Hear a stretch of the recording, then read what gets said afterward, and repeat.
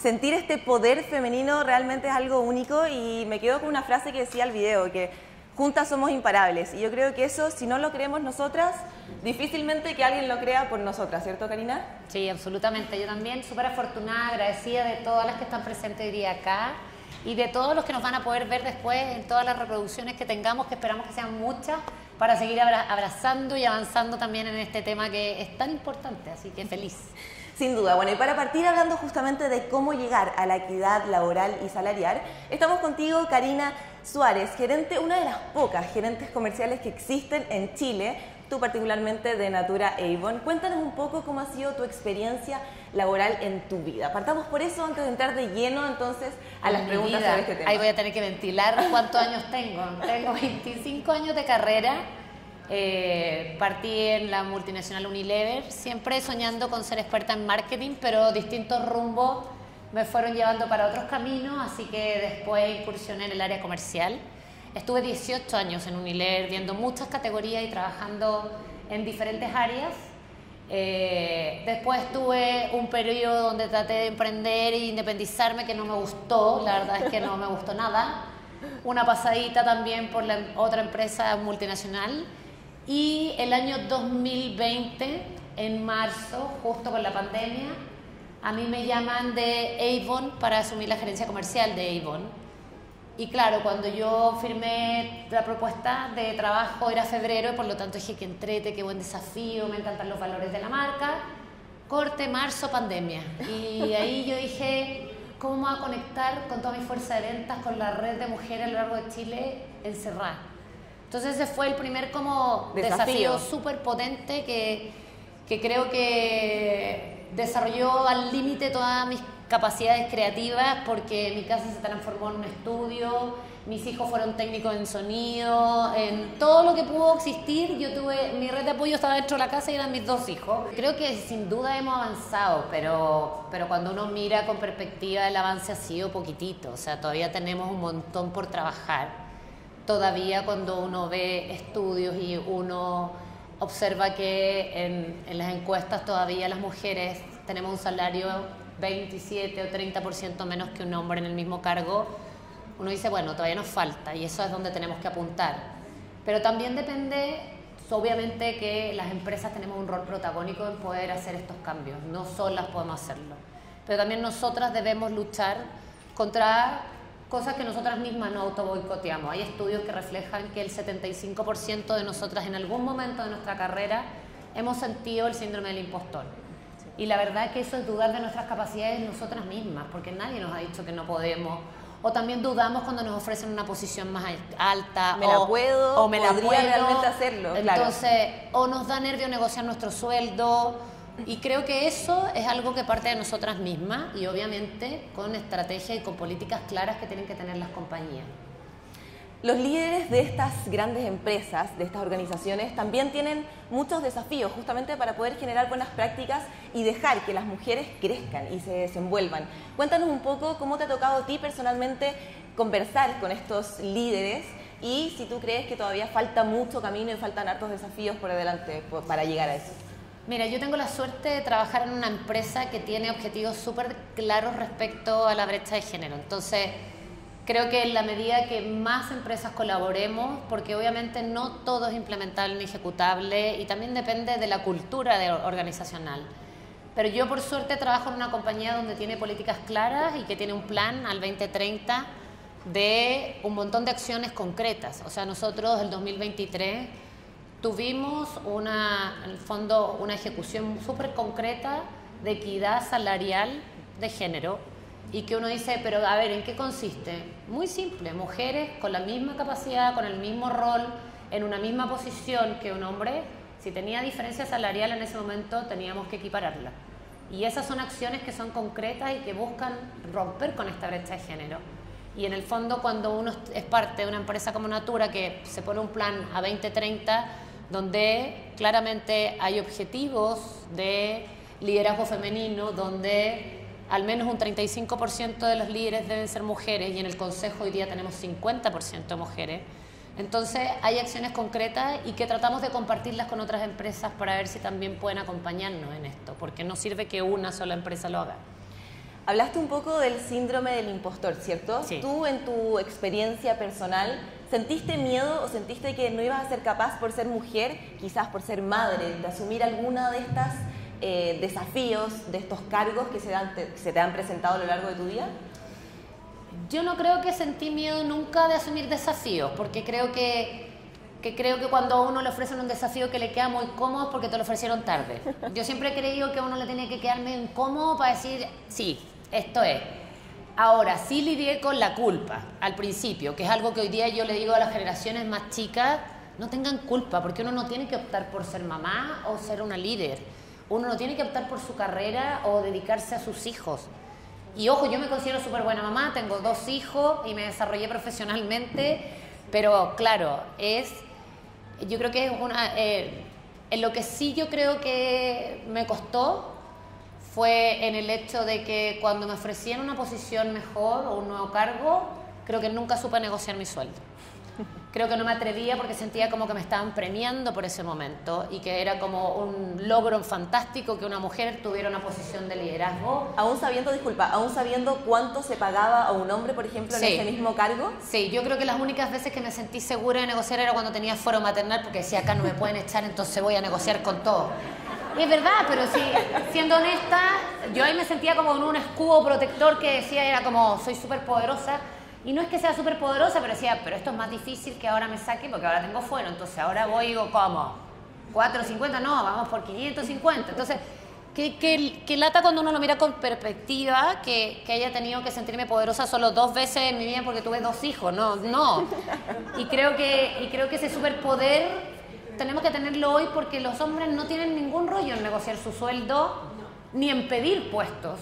Que creo que muchas veces a nosotros nos falta levantar la mano y decir, hey, yo estoy lista para ese puesto también. Entonces, o me lo merezco. O me lo merezco también, pero sí. Yo miedo creo que no tuve, pero sí creo que me costó negociar y aprendí con el tiempo a que uno tiene que dejar la culpa de lado. También te estuve revisando en redes sociales y sé que en LinkedIn eres bastante activa, principalmente en todo movimiento de ser mamá sin culpa. Sí. Cuéntanos un poco de eso, cuéntanos también cómo utilizas las redes sociales para llegar justamente a una población más joven que está recién insertándose en este mundo laboral, muchas veces con miedo, me incluyo, y que uno piensa, chuta, ¿voy a ser capaz de ser ambas cosas? Sí, yo creo que algo que yo siempre cuento, yo descubrí que era feminista como hace 4 años. Antes no me había dado cuenta, hasta que llegué a una compañía como Avon y Natura que realmente me hizo darme cuenta de que muchas veces dejé pasar cosas que no correspondían.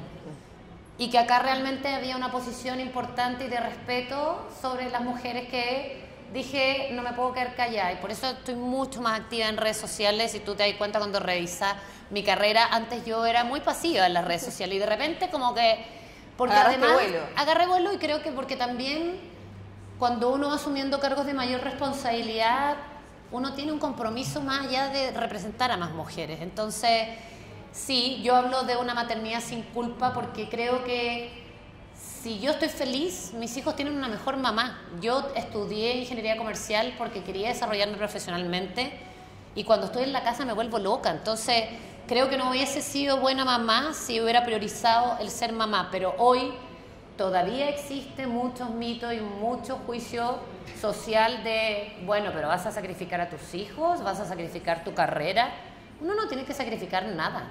O sea, yo creo que uno puede ser súper mamá y súper líder y cumplir muchos más roles. Y es difícil, sí. Yo tengo la suerte que tuve red de apoyo, que trabajé en una compañía donde tenía también sala cuna y jardín infantil para mis hijos. Entonces, igual lloré cuando los dejé ahí porque yo soy de la época que el postnatal duraba 3 meses. Entonces, con una guagua que ni afirmaba la cabeza, yo decía, ¿qué estoy haciendo trabajando? Pero me lo cuestionaba 2 minutos y después decía, no, pero si ya va a crecer. Entonces creo que hoy día cuando los miro con perspectiva, hoy día mis hijos tienen 15 y 20 años y son niños felices que se han desarrollado y que están orgullosos de lo que yo hice. Creo que digo, bueno, tan mal no es lo que pude hacer y creo que no tenemos que sentir culpa para nada, porque si no, no vamos a avanzar nunca en nuestras carreras o en lo que queramos emprender. Yo creo que la clave es cumplir tus sueños, más que desarrollarte profesionalmente, es poder realizarte como mujer. Igual que difícil lo que dices, porque normalmente nosotros como género femenino siempre es dejarnos al último, ¿cierto? Es primero pensemos en los hijos, en el marido, en la pega, y por último es nosotras y cómo nosotros nos desenvolvemos, cómo nosotros invertimos justamente en nuestras carreras. ¿Cómo balancear el tiempo? Porque viviste, por ejemplo, una pandemia, teletrabajo. O sea, que en la mañana eras mamá, después tenías que correr a una reunión, después había que hacer la comida porque nadie podía entrar a la casa, nadie podía salir de la casa. Entonces, es difícil, sin duda. Sí, sí, es difícil. Yo creo que es difícil también cuando uno es jefa de hogar. Yo estoy separada y tengo 2 hijos y tienes que decirle, ya niños, nos arreglamos y nos dividimos las tareas, porque si no nos volvemos locos todos. O sea, a las 8 de la mañana todos teníamos que estar conectados. Entonces, cooperemos todos, pues, pero yo creo que también uno tiene que sentirse bien, y creo que parte por ser un poquito egoísta, que no está mal el priorizarse. Yo creo que hay momentos en la vida claramente que cuando los hijos son más chicos uno tiene que dedicarles todo, porque no son autovalentes, pero a medida que van creciendo, y no solo con los hijos, también las que son cuidadoras de adultos mayores, las que tienen otras responsabilidades, yo creo que uno tiene que tener un cierto grado de egoísmo, que no está mal, porque para poder estar bien con el resto, en tu carrera y en todo lo que uno emprenda, uno tiene que estar bien con uno misma primero. Creo que eso es la clave para poder partir cualquier cosa. O sea, yo siempre digo, en la pandemia yo podía haber andado en pijama y en buzo todos los días, pero yo me sentía bien si me maquillaba y decía, "Ay, me veo en la pantalla más bonita y no se me ven tanto las arrugas", y todas esas cosas uno decía, bueno, son banalidades a lo mejor, pero yo sentía que cada una tiene que encontrar lo que te haga sentir mejor, potenciarlo, sacarse partido, también creerse el cuento. Yo creo que a nosotros nos cuesta decir, oye, soy seca para esto, a lo mejor no soy seca para todo, yo no sé cocinar y no me interesa aprender tampoco. Pero por último lo intentas. Pero soy la experta del arroz con huevo y hago un montón de cosas que también sirven para alimentarse. Entonces, nadie se murió de hambre en la pandemia en mi casa, los delivery existían. Y uno creo que tiene que saber que para qué es buena y para qué no, y reconocerlo y pedir ayuda. Sí, yo creo que esa es la clave, el poder pedir ayuda, el tratar de conciliar y que todos seamos más felices, que no nos matemos dentro de la casa si es que estamos. Y creo que hoy día las generaciones nuevas tienen mucho más flexibilidad. Antes no existía el trabajo híbrido. O sea, yo ni me acuerdo cuando tuve mi primer notebook, antes era un desktop. ¿Cómo te vas a llevar ese computador para la casa? O sea, no. Entonces creo que hoy día existe una facilidad, un postnatal más largo que te permite acompañar a tu guagua cuando ya es un poquito más autosuficiente, si bien son chicos, pero no a los 3 meses. No, entonces, claro, hoy creo que hay oportunidades para que muchas generaciones nuevas surjan mucho antes que nosotras. Que no tengamos que llegar a cierta edad para tomar un cargo de liderazgo. Hoy día mujeres jóvenes pueden tomar cargos de liderazgo. ¿Qué le dirías a la Karina de chica? Uf. Como sabemos que el camino es difícil, pero hoy que ya estás en un cargo bien arriba, digamos, ¿no? ¿Qué le dirías a la Karina que está empezando, que es una adolescente? Primero le diría que se relaje, porque yo creo que sigo siendo, he mejorado, pero muy estresada en todo lo que quería hacer. Yo estudio mucho, me preparo mucho, me pongo nerviosa. Hasta ahora, de estar aquí adelante conversando con ustedes, yo digo que tengo la responsabilidad de hacerlo bien y por lo tanto me pongo inquieta, y eso hace que yo creo que diría, relájate un poco más. La vida no es tan cuadradita. Lo segundo que aprendí con la madurez es que uno no puede pelear todas las batallas, y yo las peleaba todas. Creo que en algún momento mi ímpetu y mi pasión era mucha, y creo que uno tiene que escoger las batallas que pelea, porque también ahí uno puede ir encaminando mejor su carrera cuando tiene más pausa. Y el resto, nada. No me arrepiento de nada de lo que hice. Que goce, que viva. Sí, gocé harto, lo pasé bien, dije lo que pensaba. No, sí, no, eso el resto lo haría igual. Ya, volvamos al área del trabajo. ¿Qué está haciendo hoy Natura y Avon justamente en esta materia? Ya nos contaste un poco de lo que hasta la meta que tiene el 2030. Cuéntanos también cómo se está desarrollando esto, qué hacen día a día para permitir que sea un buen ambiente tanto entre hombres como mujeres, y también potenciar justamente este crecimiento femenino. Mira, yo creo que lo más importante es el compromiso con la vida que tiene Natura, con un plan 2030, donde abarca la inclusión, la igualdad, y donde tenemos un montón de causas y en el fondo focos que no descuidamos. Por ejemplo, todo el tema climático desde la Amazonía hasta el desierto de Atacama, la preocupación por el cambio climático, nosotros sí tenemos un foco sustentable muy potente y trabajamos para eso. La inclusión y la igualdad en todo orden de cosas y para todos los días. Lo que yo te contaba de la equidad salarial, que de verdad que es una política que yo he visto en pocas empresas, el hecho que igualen los sueldos de hombre y mujer en una misma posición. También la equidad de género, de tener en el cargos de alta dirección al menos un 35% de mujeres líderes, y en el consejo, que uno dice en el consejo, o sea, ya donde más arriba están, 50% hoy día lo conforman mujeres. Adicionalmente a eso, nosotros tenemos en Natura y Avon una red de consultoras que son más de 110.000 mujeres a lo largo de Chile. Y son 110 mujeres a las que no solo le enseñamos empoderamiento y emprendimiento económico, porque con eso no basta. Nosotros tenemos causas muy potentes como la prevención del cáncer de mama, donde a pesar de la pandemia, por ejemplo, nunca dejamos de apoyar, y lo hacemos con acciones concretas.